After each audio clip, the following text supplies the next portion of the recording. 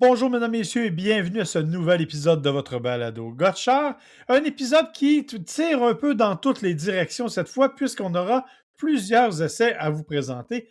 De mon côté, j'en fais deux. Je vous parle du très gros et très imposant Land Rover Range Rover P550e hybride branchable.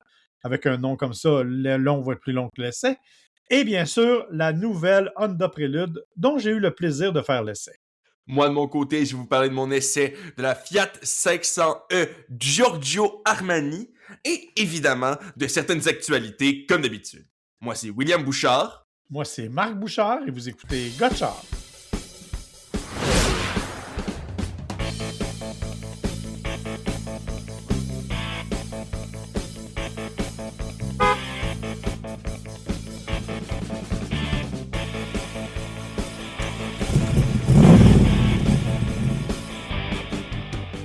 Alors, William, je m'excuse, t'es rendu fancy.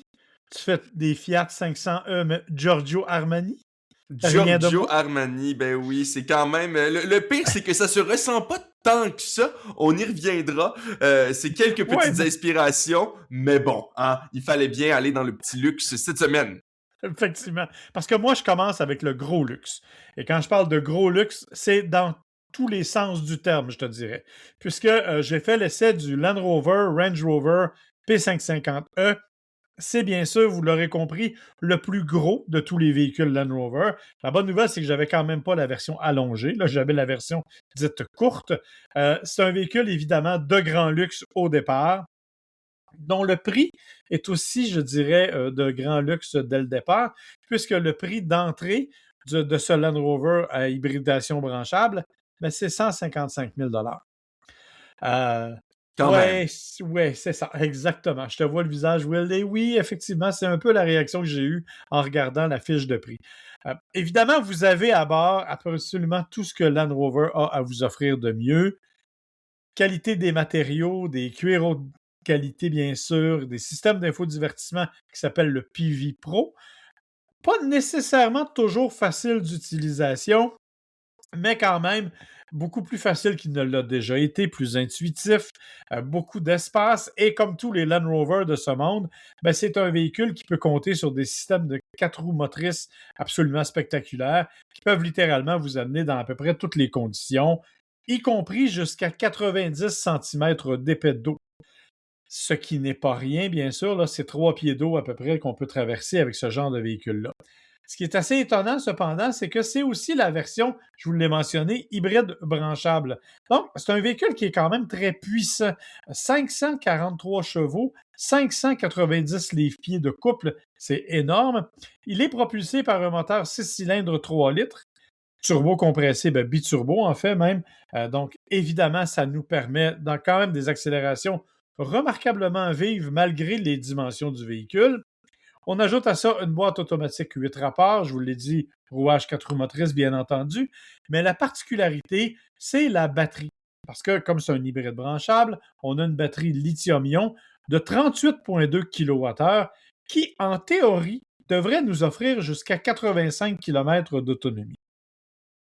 Je dis bien en théorie, la théorie ne rejoint pas souvent la pratique. Quand je l'ai eu, bien entendu, c'était pas nécessairement aussi froid qu'on a eu au cours des dernières semaines, mais il a quand même pas fait chaud. C'est pas tout à fait ce que j'ai atteint, mais j'étais quand même dans les 60-70 sans trop de difficulté, ce qui est pas si mal malgré tout pour un véhicule de cette nature-là, parce que je le répète, c'est un énorme véhicule très imposant. Bien sûr, écoute, tout s'ajoute au poids. Déjà, le véhicule, je l'ai dit, a de grandes dimensions. Ajoute la batterie, ça totalise 2732 kilos, un peu plus de 5000 livres. C'est énorme pour un véhicule qui fait 5 mètres de longueur.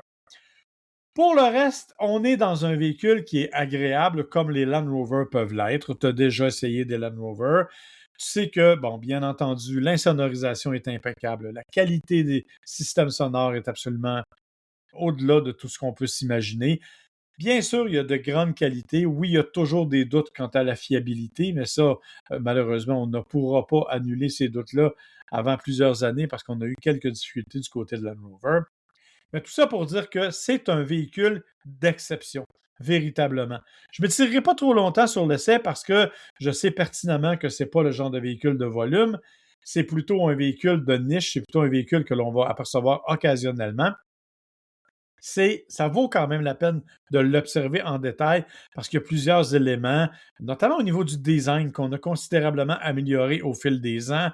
On l'a rendu beaucoup plus lisse, beaucoup moins accidenté dans son design. Je trouve que ça en fait quelque chose de beaucoup plus raffiné.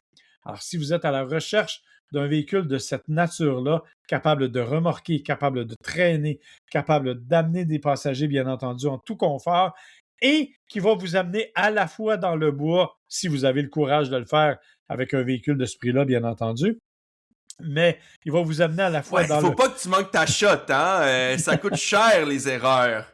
Oui, effectivement, et je m'imaginais, là, passer dans un sentier avec quelques branches qui passent et qui raient toute la carrosserie de chaque côté. Il me semble que j'aurais des frissons de malaise permanents en conduisant là-dedans. Mais bon, il est déjà arrivé, hein? J'ai déjà fait l'expérience il y a plusieurs années. On était allé à Moab, au Utah, où on nous avait fait faire, entre autres, du hors-route dans le désert avec des Land Rover, des Range Rover comme ça. Et j'ai un collègue qui avait tenté de passer dans un endroit qui n'était pas tout à fait prévu dans le circuit. Et ça a coûté un échappement et un miroir. J'avoue que je me serais senti un peu mal à l'aise, effectivement, par rapport à ça. C'est moins pire quand c'est une Corolla, hein? Ouais, c'est que tu dis probablement que le miroir du Range Rover vaut le prix de la Corolla. J'exagère, là, mais à peine. Euh, donc, évidemment, oui, on peut le faire. Bien sûr, je connais peu de gens qui font ça avec des Land Rover. Donc, c'est vraiment un véhicule de niche, un véhicule qui fonctionne bien, un véhicule dont les capacités électriques sont intéressantes, bien que, bien sûr, le poids contribue à diminuer ça. Mais quand même, 85 km, je tiens à le souligner parce que de plus en plus, Mercedes nous a fait la même chose à 87. De plus en plus, on s'approche du 100 km et un peu plus, qui va commencer à devenir vraiment, vraiment intéressant pour des véhicules hybrides branchables. C'est un peu la cible, je te dirais. C'est ça qu'on veut, 100-125 km pour que ce soit plus efficace. Donc, on espère qu'évidemment, on va y arriver et c'est avec des véhicules de niche au départ que l'on va finir par démocratiser le tout, je dirais.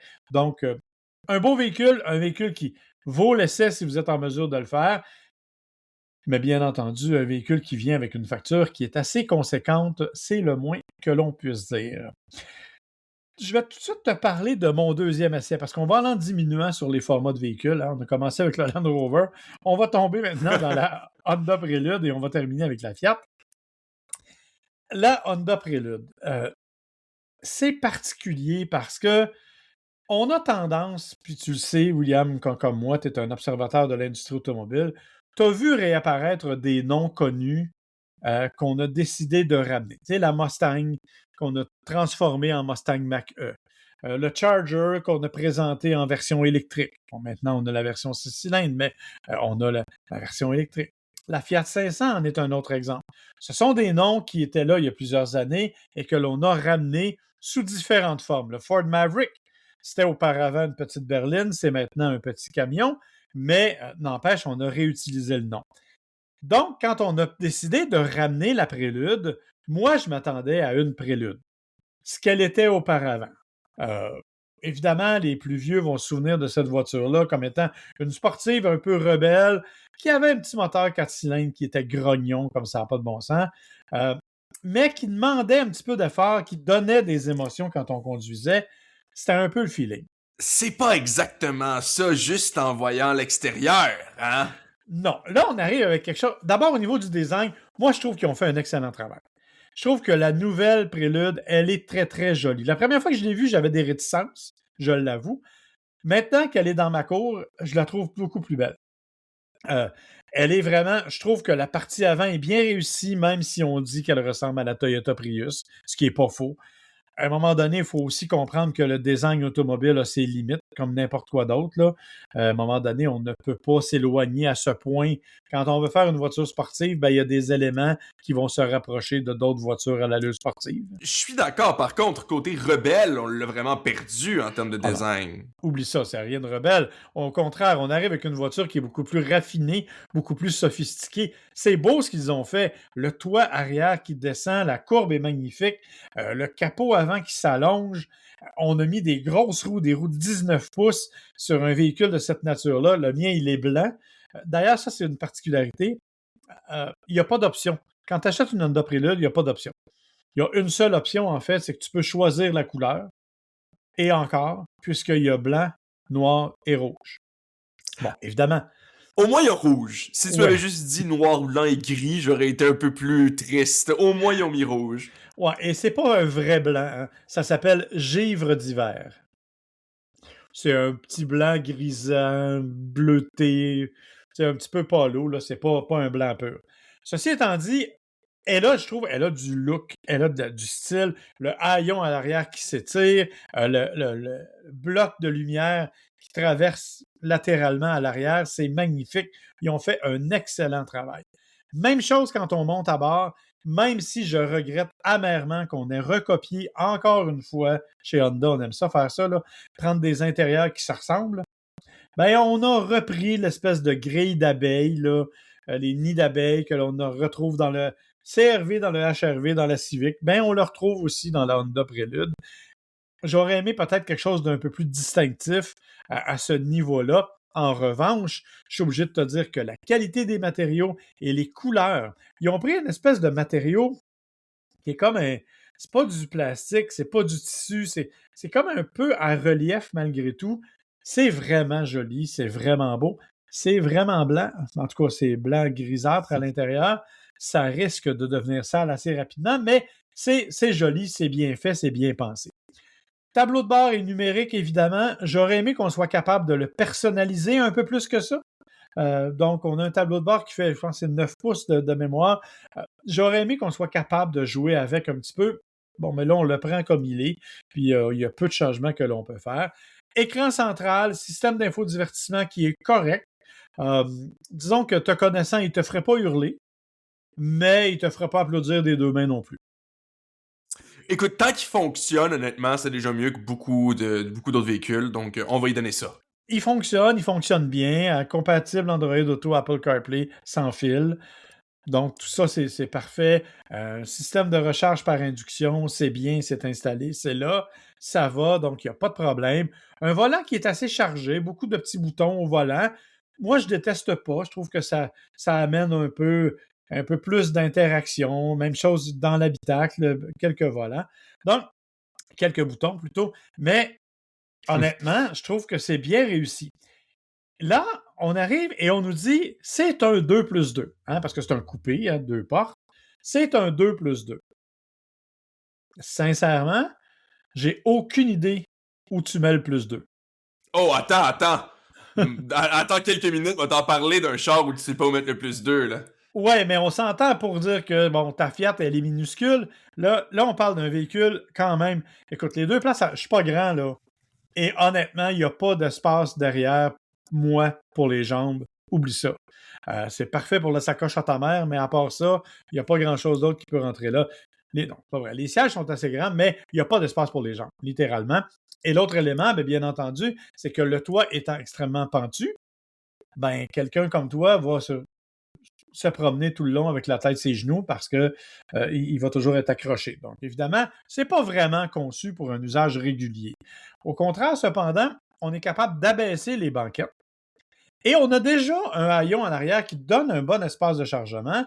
Et quand les banquettes sont abaissées, là, on a vraiment un bon espace de chargement. On a vraiment de l'espace à l'arrière et ça, c'est une bonne nouvelle parce que vraiment, ça nous donne... Écoute, je suis allé faire un tournage avec le caméraman et on a mis tout son matériel à l'arrière, puis on aurait pu en amener 2 fois plus sans difficulté. Vraiment, il y a beaucoup, beaucoup d'espace, et ça, c'est très, très, très, très bien. On a donc un véhicule qui physiquement est correct et relativement bien pensé. Il est joli. Côté pratique, les sièges avant sont ultra confortables. Ils donnent vraiment un très bon support. Drôle de note, pour un véhicule qui vaut quand même 52 000 on va le rappeler, les sièges sont manuels. Il n'y a pas de siège électrique. Mais ça, c'est typique sur les plus sportives un peu par contre. Hein? Plus c'est sportif, je trouve, plus on peut payer cher avant d'avoir des sièges automatiques. Exactement. Mais dans ce cas-ci, il n'y en a absolument pas. Ils sont chauffants, pas de volant chauffant cependant, pas de toit ouvrant non plus, même en option. Donc, on est vraiment là, on a voulu présenter une voiture assez sobre, assez simple, et ça va bien. La grande question maintenant, c'est en matière de motorisation. On a copié littéralement ce que l'on retrouve comme motorisation du côté de la Honda Civic hybride, qu'on a beaucoup aimé, toi et moi, hein, je te le rappelle. Mm-hmm. On l'avait nommé notre voiture de l'année, littéralement, la Honda Civic l'an passé.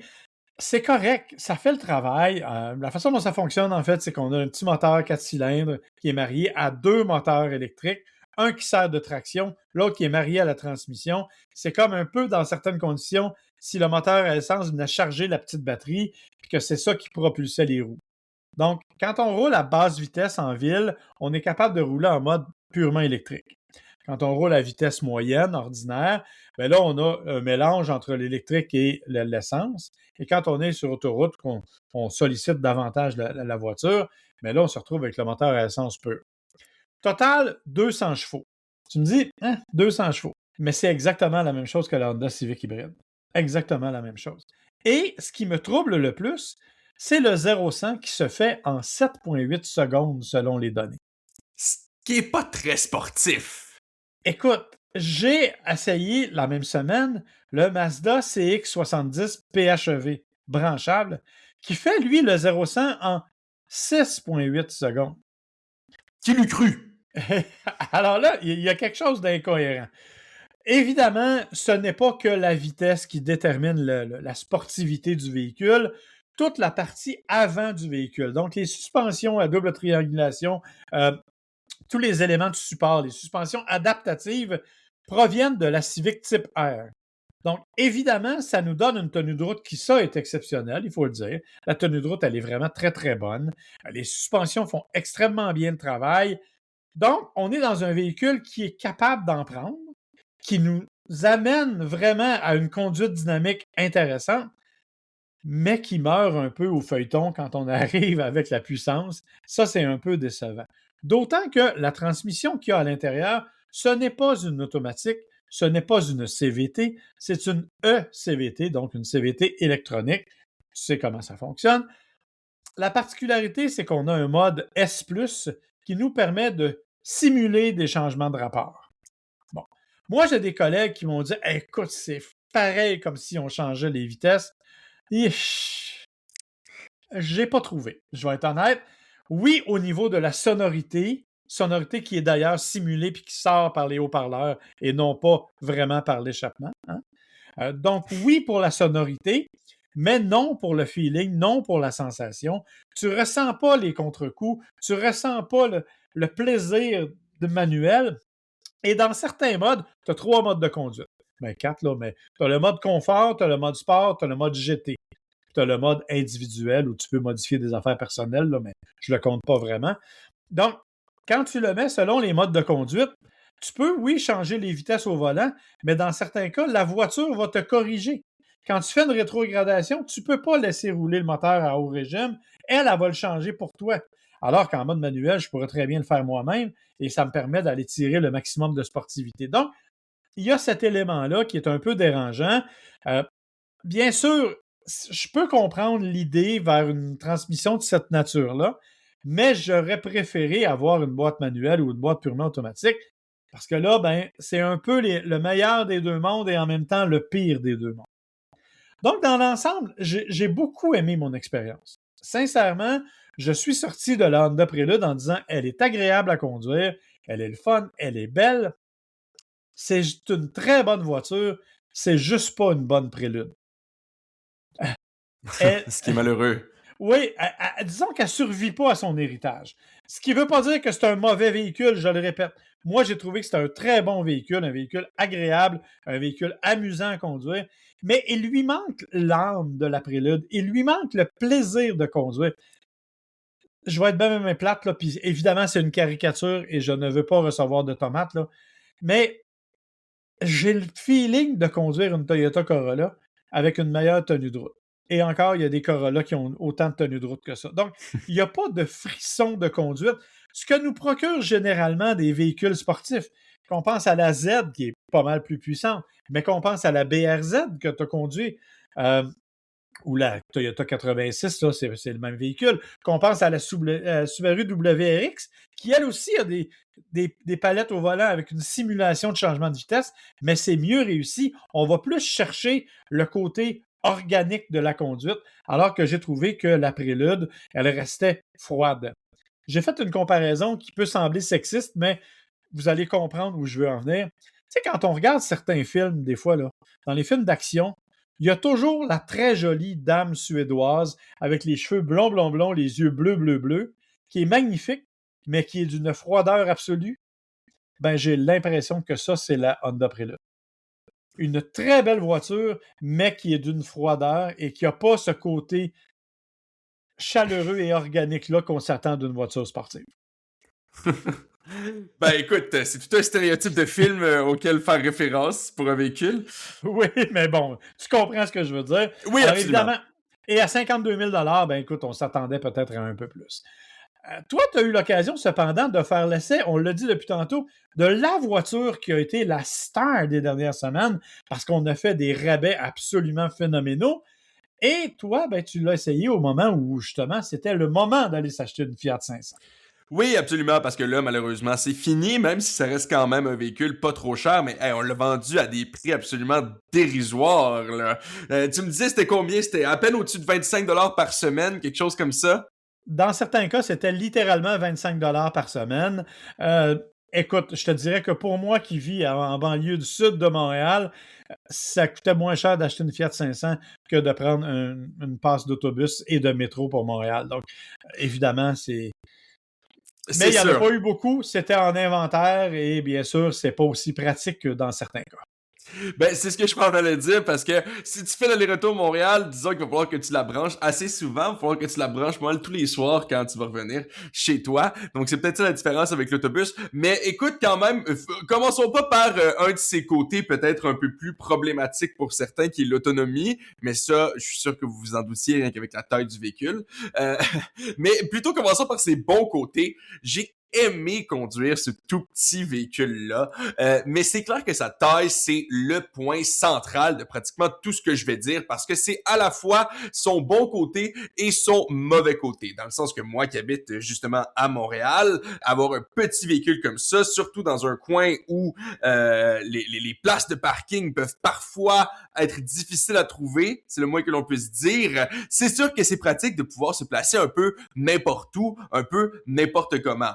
Par contre, c'est sûr que le fait que c'est aussi petit, ça veut dire qu'il faut faire attention, parce que s'il y a un banc de neige en avant, ben tu seras pas capable de sortir parce que t'es juste pas capable de pousser à travers. Là. J'exagère à peine ici. C'est sûr aussi que quand on parlait de siège arrière, hein, écoute, ici je pense qu'on peut pas vraiment le compter. Il existe techniquement, mais je me demande vraiment qui est-ce qu'on met en arrière. À 6 pieds 3, tu pourrais t'asseoir sur le siège en arrière et conduire directement de là, toi. Le pire, c'est que pratiquement, j'ai vraiment l'impression qu'il faut que la personne en arrière n'ait pas de jambes pour pouvoir rentrer de manière confortable. Même un enfant, je suis pas certain qu'il serait confortable avec quelqu'un qui est assez grand à l'avant. Par contre, si on oublie le siège arrière, ok, on va l'oublier, parce que je crois que je suis pas sûr qu'il y a grand monde qui s'achète une Fiat 500 pour transporter toute la famille dedans. Si on oublie ça, Attends, je vais quand même préciser que, rappelle-toi, on a discuté avec le responsable des relations publiques de Stellantis, qui lui s'en est acheté une, et sa façon de fonctionner, lui, il a un enfant avec un siège d'auto. Donc lui, il fonctionne comme ça. Il installe le petit en arrière, derrière le passager, puis il avance le siège du passager le plus loin en avant. C'est la seule façon qu'il a trouvé de l'utiliser. c'est ça. Donc, il faut sacrifier quelqu'un. Que ce soit en arrière ou en avant, il faut qu'on sacrifie le confort de quelqu'un pour pouvoir rentrer plus que deux personnes, même avec un enfant, effectivement, comme nous le disait le représentant de Stellantis. Donc, effectivement, là, c'est sûr que je pense pas qu'on s'achète ça là, pour transporter beaucoup de gens. Par contre, j'ai pas trouvé qu'on était à l'étroit quand on faisait partie des privilégiés là, qui ont un siège, j'ai pas trouvé qu'on était si à l'étroit que ça. D'ailleurs, justement, avec la hauteur là, des véhicules, j'ai souvent l'impression d'avoir la tête qui touche presque au plafond. Ici, on est dans quelque chose qui est un peu plus élevé. Ben écoute, là, tu sais de quoi ça a l'air une Fiat, là, c'est un peu rond. Donc, on ressent que c'est pas le même genre de silhouette que ta Prélude, entre autres. Donc, j'ai pas trouvé qu'on était tant que ça à l'étroit. Puis c'est sûr que la taille aussi, ça fait qu'on a l'impression de conduire là, un go-kart sur l'autoroute. C'est vraiment ça. C'est pas le véhicule le plus puissant, c'est pas le véhicule le plus dynamique. Par contre, à cette taille-là, à ce poids-là, difficile de trouver ça autre chose qu'amusant, surtout avec le feeling assez instantané des moteurs électriques. Je trouve que ça donne encore plus le feeling de conduire un go-kart, cette espèce d'accélération instantanée, encore plus que sur une Fiat à essence.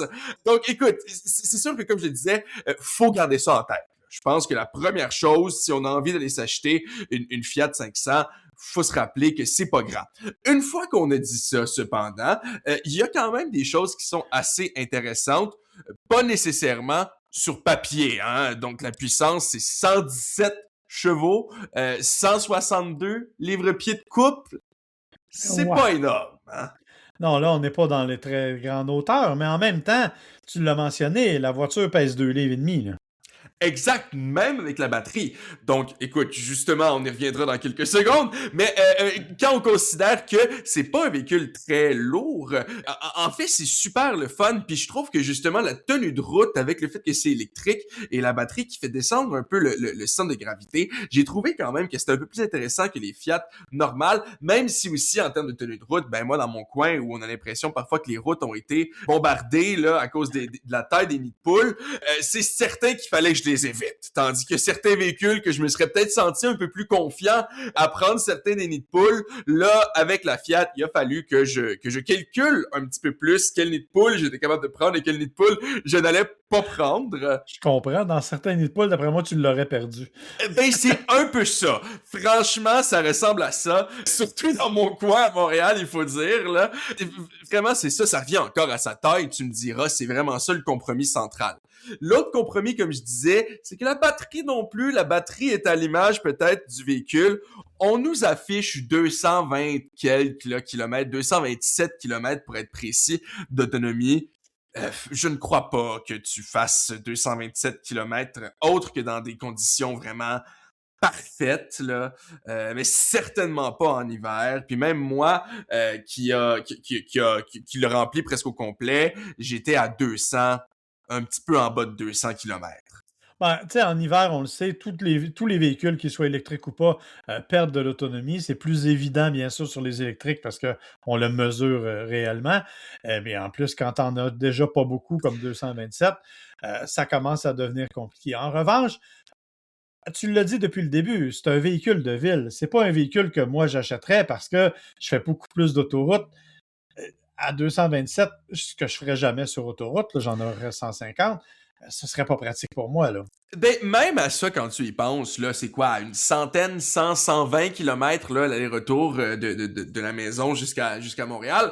Donc, même si tu voyageais à Montréal, l'autre avantage d'avoir une batterie comme ça, c'est que tu pourrais juste arriver le soir, la recharger, puis le lendemain, être à 100% sans te poser de questions. Même Ouais. chose si jamais t'es dans le trouble, t'as besoin d'une recharge rapide, en moins d'une demi-heure, on peut l'avoir pratiquement rempli.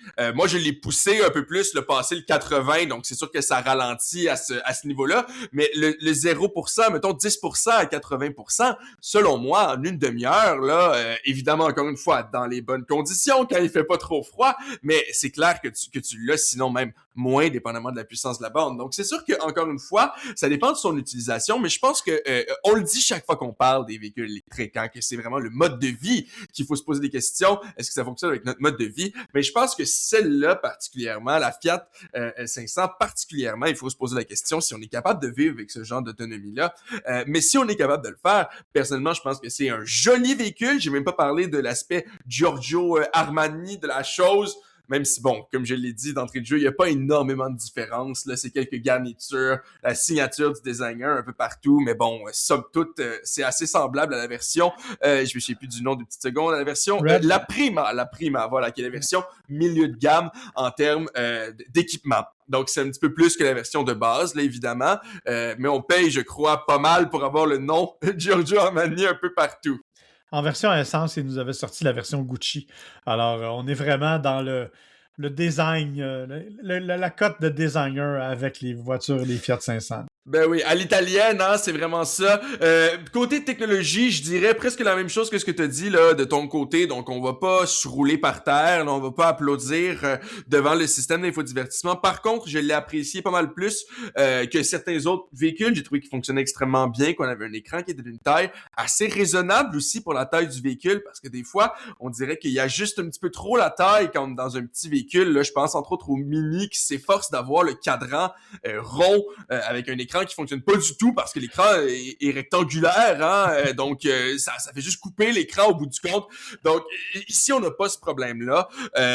Côté technologie de sécurité, écoute, c'est toujours la même chose que je dis. Tant qu'à payer 50$ pour un char, là, je pense qu'éventuellement, la caméra 360, ça va être la prochaine caméra de recul, comme c'était il y a peut-être 10-15 ans. Là. Donc, selon moi, ce sera un plus, même avec un tout petit véhicule. Mais c'est sûr qu'on s'en tire un peu mieux avec moins de technologie de sécurité. Quand on a un véhicule de la taille de la Fiat, c'est un peu moins difficile à se stationner. On a un petit peu moins d'hésitation, peut-être.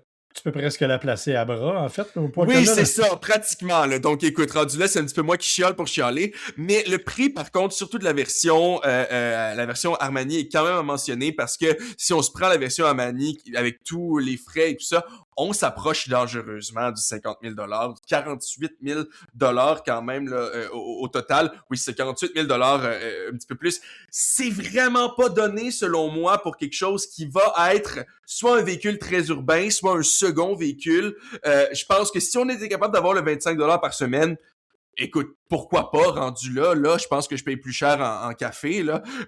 Mais sinon, je me verrais mal payer près de 50 000 pour ce véhicule-là. Je pense que j'irais avec la version milieu de gamme qui est 3 000 environ de moins, ou même la version de base si c'est un second véhicule puis qu'on fait juste l'utiliser pour se déplacer du point A au point B.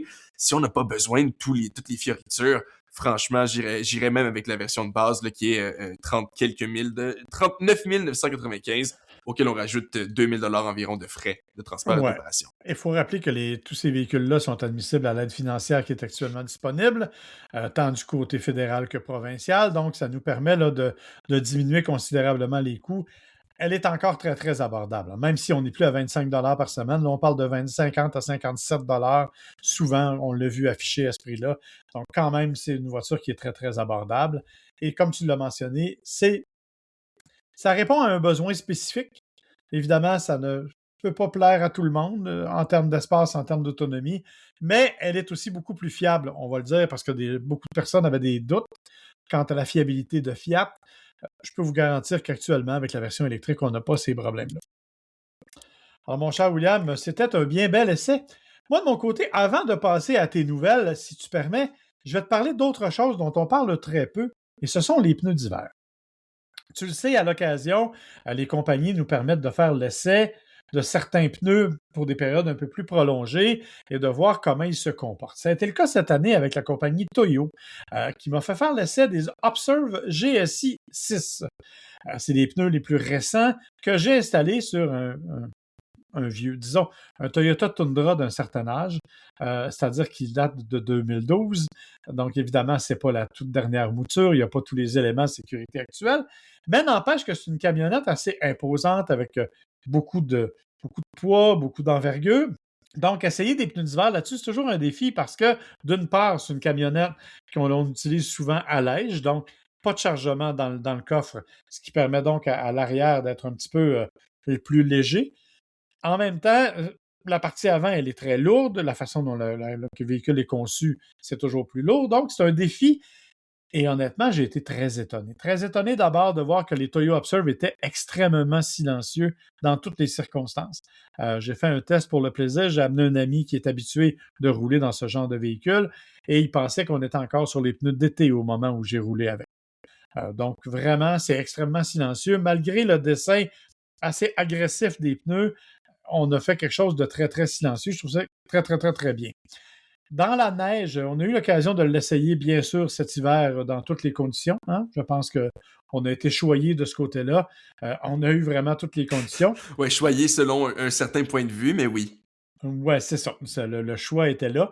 Alors oui, effectivement, dans la neige abondante, dans la neige profonde, ces pneus-là mordent très, très, très, très bien.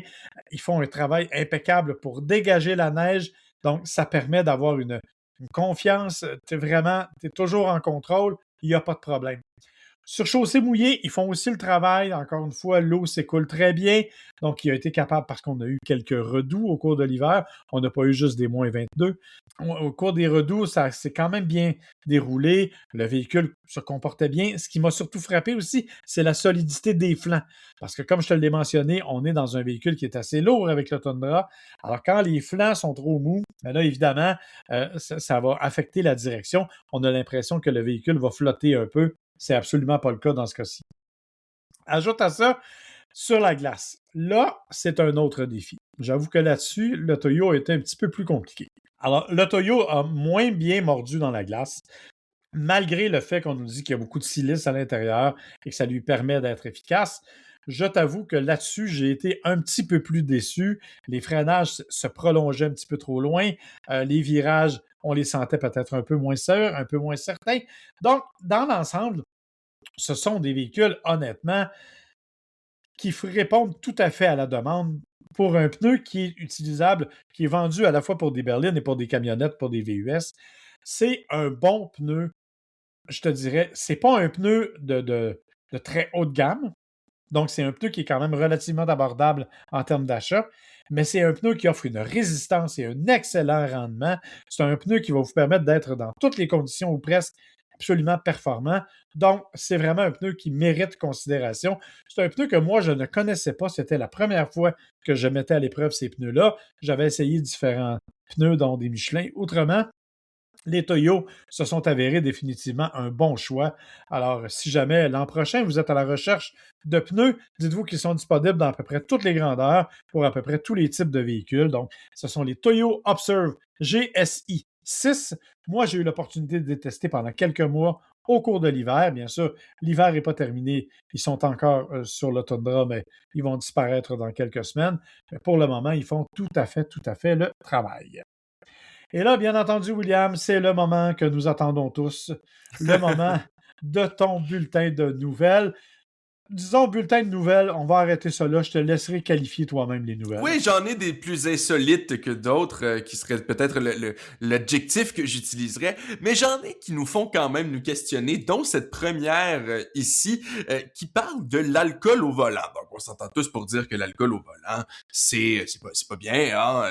Je veux dire, je vous apprends absolument rien en disant qu'on ne devrait pas boire de l'alcool et conduire par la suite. Par contre, la question, c'est à quel prix est-ce qu'on veut détecter l'alcool au volant? Et c'est un peu la question qu'on se pose quand on regarde du côté du gouvernement américain, où il y a une nouvelle loi en ce moment, un nouveau bill, comme ils disent, hein, qui serait, qui est en train d'être étudié au Congrès américain. C'est au niveau fédéral, donc, où ça demanderait à la NHTSA, donc la National Highway Traffic Safety Administration, de créer de la nouvelle réglementation, des nouveaux standards de sécurité qui, notamment, demanderaient aux véhicules d'avoir des technologies de détection passive de l'alcool au volant ou d'autres formes comme ils disent, impairment, là. Mais ça fonctionne comment? Comme les systèmes actuels que l'on a, on souffle avant de démarrer? Ben, limite, si c'était ça, je me sentirais presque moins mal avec ce qu'on propose. Mais non, ce qu'on nous propose, c'est plutôt... En fait, on propose rien. Hein. C'est une loi pour le moment. On dit, il faudrait que le NHTCA fasse ça. Mais on parle pas d'analyse directement là de l'alcool dans la laine, mais on parle de dispositifs de détection passifs. C'est-à-dire que ce que les gens s'entendent pour dire, c'est que ça risque plus d'être la détection des yeux, par exemple, de la détection comportementale, des choses comme ça, plutôt que littéralement un test là, d'alcoolémie. Mais c'est pas déjà ce qu'on fait avec les systèmes de recherche d'attention. Vous êtes, tu as conduit un Subaru comme moi, et aussitôt que tu détournes les yeux 8 dixièmes de seconde, ta voiture te dit « Hey, regardez la route! Ça risque d'apporter une solide confusion, là. Tout à fait, je suis d'accord avec toi. Par contre, ici, ce qu'on parle, ce serait quelque chose qui est encore plus intense que juste te dire wow, attention, regarde la route, mais ce serait véritablement potentiellement des choses qui pourraient barrer le véhicule, ce qui nous amène aussi à nous poser des questions, parce que si on est, par exemple, dans une situation d'urgence, est-ce que à ce point-là, même si on avait une certaine quantité d'alcool dans le sang, potentiellement même en bas du 0.08, qui serait la limite légale ici, mais qu'on est détecté par son véhicule comme ayant des signes d'ivresse, comment est-ce qu'on devrait réagir à ce moment-là? Et on pourrait se dire, oui, mais là, ça, c'est aux États-Unis, c'est pas la même réglementation. Mais rappelez-vous que ce qu'on a ici, c'est très, très souvent les restants des États-Unis. Hein? Donc, si les États-Unis décident d'implémenter X ou Y technologie dans leur véhicule, ben moi, je serais pas surpris qu'on voit des véhicules ici même au Canada qui aient ce genre de technologie-là. Donc, écoute, la raison pour laquelle j'en parle avec ce détachement-là, c'est parce que ça reste quand même assez loin d'être implémenté. On dit, on veut essayer de faire passer une loi pour que peut-être un jour on fasse de la nouvelle réglementation. Donc vraiment, il n'y a rien à paniquer en ce moment même. Par contre, le fait même que ce soit en train de discuter d'un point de vue fédéral aux États-Unis me fait me poser des questions. On le sait déjà hein, que c'est possible pour la police, entre autres, de démarrer ou de traquer là, son véhicule avec plusieurs systèmes connectés. Donc, ça nous fait poser des questions sur à quel point le gouvernement pourrait avoir des choix dans même quand on peut conduire et si on veut qu'ils aient ce pouvoir décisionnel-là sur nous au prix de peut-être effectivement réduire le taux d'alcool au volant. Donc, je pense que c'est une belle question, un beau devoir d'éthique peut-être, si vous vous rappelez vos cours de philosophie ou si vous en avez jamais fait, ben voilà, c'est votre devoir d'éthique. Est-ce que ça vaut la peine d'être surveillé pour potentiellement réduire le taux d'alcool au volant? Mon Dieu, t'es rendu que tu nous ramènes les cours d'éthique. Ça va mal, là. Ben, écoute, je pense que c'est quand même un des exemples les plus directs qu'on peut avoir en lien avec l'automobile, hein, presque utilitarisme versus déontologie, là, ça c'est vraiment ce que j'ai vu au cégep. Mais allons dans quelque chose d'un petit peu moins sérieux peut-être, même si ça reste peut-être une nouvelle un peu plus sérieuse encore. Je sais pas si t'as vu ça, mais BMW a fait une grosse erreur, hein.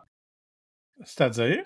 C'est-à-dire que sur son site web américain, ils ont accidentellement révélé tous leurs véhicules 2027. Oups!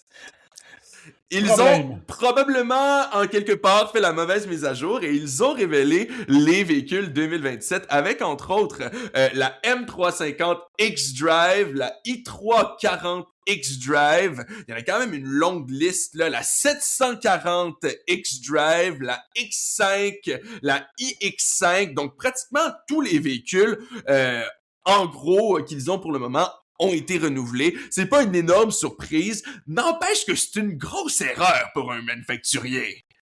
Mais ça commence à être extrêmement sérieux.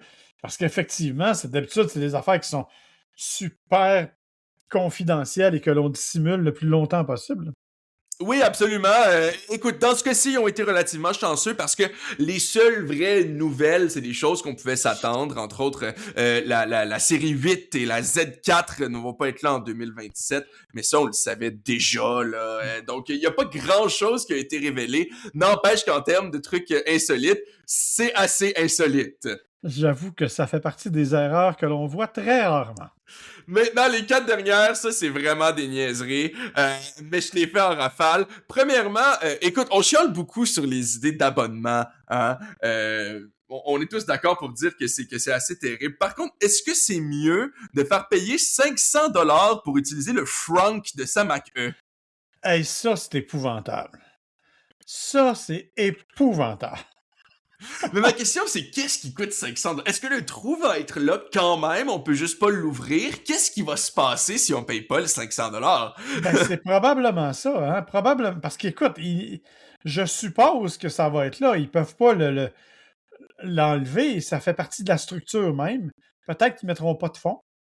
Je sais pas. Je t'admets que j'ai hâte de voir c'est clair que instantanément il y a quelqu'un qui va ouvrir le front de sa Mac E pour voir ce qui se passe dedans là. C'est Donc sûr. écoute, on verra. Mais j'avoue que puis tu sais 500 $, c'est tellement insultant parce que tu le sais que 500 $ là, ils font rien avec ça là. Non. Comme ça, c'est sûr que ça couvre pas le vrai prix d'avoir mis un franc dedans là. C'est juste pour t'inciter à payer le 500 $ parce que ben là, c'est juste 500 là, on va le prendre le franc. Ça, c'est insultant. Et je dis ça en tant que fan habituellement de la Mac E. Mais là, je peux pas être d'accord avec la décision de Ford là-dessus. Ah non, c'est épouvantable. Puis là, ce qu'ils vont faire, c'est qu'ils vont dire le Frank en promotion, on vous le donne avec l'achat de la prochaine voiture. Écoute, c'est complètement ridicule. Wow, hey, c'est très généreux de leur part. Totalement, totalement. Maintenant, je sais que toi et maman, hein, vous aimez beaucoup votre chien. Maintenant que j'ai quitté la maison, la petite Simone fait partie de vos vies plus que jamais. Mais peut-être que vous seriez inspiré par Bailey. Alors ça date d'octobre dernier, mais je crois que je n'en ai pas parlé en ondes ici, mais c'est la Rolls-Royce Spectre Bailey. Alors, je t'envoie le lien là en ce moment même pour que tu puisses me donner ton avis sur la question. Mais en fait, c'est un couple d'amateurs hein, de Rolls-Royce, comme on l'est tous, Bien sûr. d'amateurs de Rolls-Royce, qui a décidé de faire un véhicule spécial pour leur chien, un mélange Labrador et Golden Retriever, donc aux couleurs de leur chien au complet, intérieur et extérieur, évidemment avec le logo qui est la patte de leur chien un petit peu partout. Et je ne veux pas savoir combien ça a coûté. Ils ont vraiment fait faire ça aux couleurs de leur chien. Absolument, donc c'est ce qu'ils appelle le bespoke, donc le personnalisé, hein, les véhicules qui sont complètement customisés, ce qui est déjà le cas des Rolls-Royce généralement, il faut le dire, quand tu payes ce prix-là pour ton véhicule, au moins qu'ils viennent avec les options que tu veux. Par contre, ici, ça me dépasse quand même de savoir qu'on peut dépenser cette quantité d'argent-là par amour pour son chien. Ça me dépasse dans les deux sens. Hein? Ça me dépasse qu'il y a des gens qui aient ce genre d'argent-là, mais ça me dépasse aussi qu'il y a des gens qui aiment leur chien À ce point. assez pour faire un véhicule, tu sais, beige en plus. Là. Oui, beige, et tout est beige. Ils ont mis le logo, le fameux Spirit of Ecstasy, tu sais, l'espèce de petite madame avec des ailes beige. Oui, je te dirais que je suis pas un grand fan. Là. Entre autres, ils ont fait un portrait photoréaliste dans le bois aussi. Ouais. C'est certainement des choix esthétiques. C'est parmi les choix de tous les temps. Mais je dirais pas que c'est parmi les meilleurs choix de tous les temps. Mais il fallait que je t'en parle. Écoute, faudrait que j'ai beaucoup, beaucoup, beaucoup d'argent à dépenser pour aller faire ce genre de choses. J'adore mon chien, là. Ne vous méprenez pas. J'adore mon chien. Mais Si j'avais de l'argent, c'est plutôt le prochain véhicule, moi, que j'irais m'acheter, qui est la Mark IV Bugatti, qui est en fait une Lincoln Continental 1973, là, pimpée, customisée par Hollywood Coach Builders. OK. Par contre, la particularité de cette Lincoln Continental, c'est que les panneaux sont faits en granit. En granit. En véritable granit massif. Ouf! Ça doit Je t'ai peser à nouveau 2 envoyé le tonnes. lien vers... Je vous invite à aller le voir, hein? Donc la Mark IV Bugatti, je répète. Franchement, je la trouve jolie. C'est sûr que c'est très 70s, mais oubliez les panneaux de bois. Ici, on est dans les panneaux de granit massif. Ah, c'est complètement fou. Je suis curieux de savoir ce que t'en penses. Je suis obligé de dire que je trouve pas ça laid. Je trouve pas ça laid. J'avoue que la grille avant, c'est peut-être un peu trop intense à mon goût, là. Mais je trouve ça beau. Sérieusement, je la trouve absolument En tant que magnifique. personne qui a vécu dans les années 70, est-ce que tu trouves que c'est un hommage intéressant? Oui, je te dirais que probablement, mais je t'avoue que j'aime beaucoup le style. Même si elle aussi, elle est dans un ton de beige. Hein? Elle est quand même plus raffinée un peu, je te dirais, que la Rolls-Royce parce qu'on a vraiment fait attention à comment on a utilisé. C'est vraiment beau. Sérieux, j'aime ça. Je m'étonne Génial. moi-même à aimer Je ça t'ai à ce point. gâté. Ben, je suis étonné que t'aimes ça à ce point moi-même. Je pensais que t'allais être plutôt critique, mais je suis content de voir que tu l'aimes plus que la Rolls-Royce. Parce que sincèrement, je pense que même à l'encan, elle va être moins chère que la Rolls-Royce Custom. Probablement.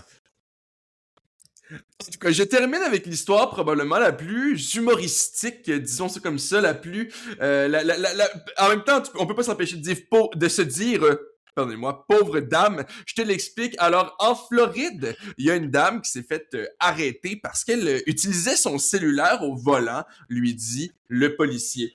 Alors, la dame dit, ben pourtant, je veux dire, vous voyez comme moi que j'ai la main gauche sur le volant, comment vous voulez que j'utilise mon téléphone? Surtout que la loi en Floride demande qu'on l'utilise activement, pas juste comme ici où il faut qu'il soit dans ta main. Il faut qu'on soit capable de prouver que tu l'utilises activement. Alors le monsieur, il dit, ben, je vais vous donner un ticket parce que vous l'utilisiez dans votre main droite. Or, la dame est amputée de la main droite. Oups! Alors, elle va amener, évidemment, cette contravention en cours, mais n'empêche que je peux pas empêcher de m'imaginer que ces policiers-là représentent des expériences qu'on a tous déjà eues, hein? Hey, non, où on nous dit non, tu le tenais dans ta main droite et on a beau montrer qu'on en a même pas de main droite, on nous donne la contravention quand même.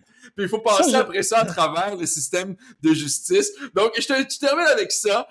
Pauvre dame, c'est sûr que c'est très drôle après, mais sur le coup, tu dois te sentir assez mal. Mais franchement, qui lui est donné quand même, c'est la partie qui m'épate le plus, je pense. Et oui. Donc, malgré son absence de bras droit, et plutôt d'avant-bras droit, le policier a choisi quand même de lui donner. Donc, écoute, pas vraiment de lien avec l'automobile, tu me diras, mais quand j'ai vu ça sur, je crois, le site de Motor One, là, pour citer ma source, il fallait que je t'en parle. Pas bien fait, mon cher. Ah, mais c'est comme ça qu'on va terminer cette émission-là. On espère que ça vous a plu, bien sûr. C'était très chargé. On vous a amené un peu partout. On est très heureux que vous nous suiviez. On vous invite, bien sûr, à vous abonner sur n'importe quelle des plateformes sur laquelle vous écoutez cette balado. Vous pouvez vous abonner. Vous pouvez nous envoyer vos commentaires. Vous pouvez nous envoyer 5 étoiles. Ça nous aide pas mal. Vous pouvez aussi vous poser vos questions sur la page Facebook Gotchard Podcast si vous en avez. Là aussi, on se charge de vous répondre et on vous dit là-dessus, ben, à la prochaine. À la prochaine!